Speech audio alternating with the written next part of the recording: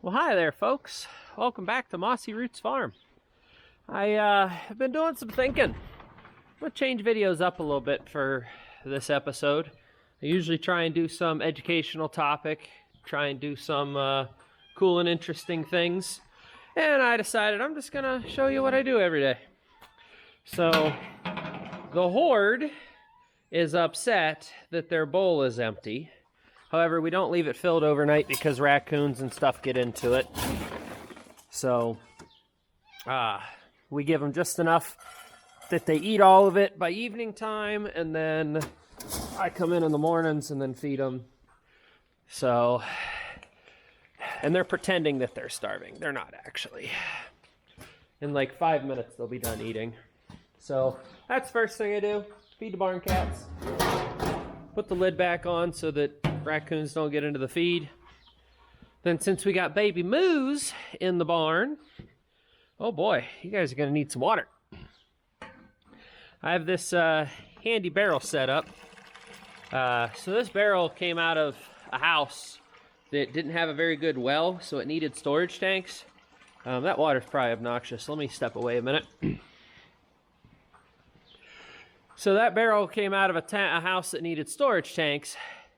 And so I think it's like 100 gallons or so. 100, 150, something like that. And I just have it full of water. And since it came out of a house, I know it's clean, and I know it wasn't used for any chemical or anything, because you wouldn't be drinking a bleach barrel or an oil barrel of water, you know. But, so anyhow, then I do cows. Baby cows. Right now, we're giving them just a little bit of grain. Not necessarily to tease them or anything, but just to keep up their protein and such, since we've got hay right now. And they just got weaned off of mamas. We thought all of them were weaned. None of them were weaned, including the 6-month-old bull back there, Mr. Memphis. So this will be a little difficult with the camera in the hand, but like I say, just a little bit. Shaking the camera. There we go. That's not nearly enough for 4 cows to really do anything other than to get them into grain, give them a little bit of extra boost. We don't even throw mineral in it because they're not eating enough of it to do anything. And I don't know how well you can see from this angle, but my cows are not skinny. They're all fat. So they don't really need the grain. They just need a taste of it, get used to it. So that's generally what I do in the mornings. I'll let that fill up, and then we'll get on to the next task for the morning. Well, I guess I kind of forgot something. Normally when I feed these guys grain, I'll come over and I'll start petting on them, getting them used to me.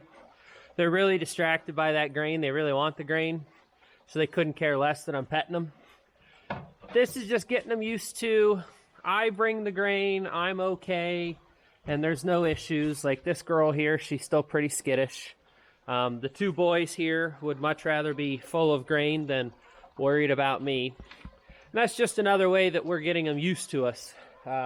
Generally, our cows are out on pasture their whole life. Generally, they're never in a barn. But 3 of these are going to a Dexter show, and the one's going to friends of ours' house. So we wanted to get them all used to us and get them weaned. So that's why we're doing it a little bit differently here. Because as soon as they're out of the barn and done with the show, they're not getting grain again. But like I say, this is just something to get them used to me. Get them used to me touching them. Let's see if this little girl will let me touch her. Hi, great. I asked her. She says kind of. The boys don't care. But that's the whole goal, is to get everybody used to us. They're already getting halter broke, halter trained. That was me you bumped into, kind sir. Thank you.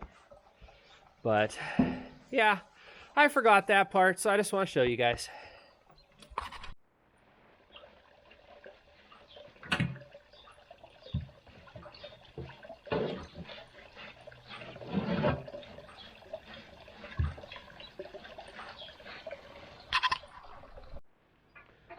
Then once I'm done with critters, I usually go on to my next task. My next task today is waste motor oil into black diesel. Finally got the centrifuge all hooked up. I still need to do things like I want to add a ball valve to this hose as well, just so I can actually shut it off if I ever need to disconnect that. It is going to make a mess, but for the first couple times I'm doing this, I'm just going to be running 5-gallon batches to test stuff out with. This hose also is way too long, but because I'm just doing test batches, it's just going to go into my 5-gallon jug there. Excuse me. And then I'll deal with it from there. So this will be the next thing that I work on today. I got everything wired up, plumbed in. So now it's to test the heater. And I didn't want to test the heater without oil in it because I didn't want to burn it up. And once I test the heater, once everything feels okay, once the oil level's where it's going to settle out at, so I'll pour just like a couple quarts in at a time till it fills the heater up until it starts coming into here.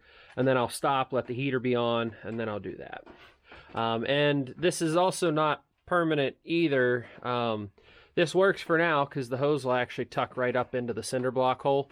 But I really want a mount, well, kind of like the base that the centrifuge is sitting on. I want something like that because the ball valve needs to be above this line right here to keep the heater full of oil at all times. Because I will turn this off or shut it off or unplug it or whatever. I will do that after I'm done, but I don't want to have to keep dumping oil into it before I turn it on, because like this morning I could have turned it on, took care of critters, came back here and started running it if it would have been warm enough. So, but anyhow guys, that's what I'll be doing today. Took care of some cute critters and now I get to deal with this. So it's it'll be fun. Thank you guys for watching. I'll see you on the next one.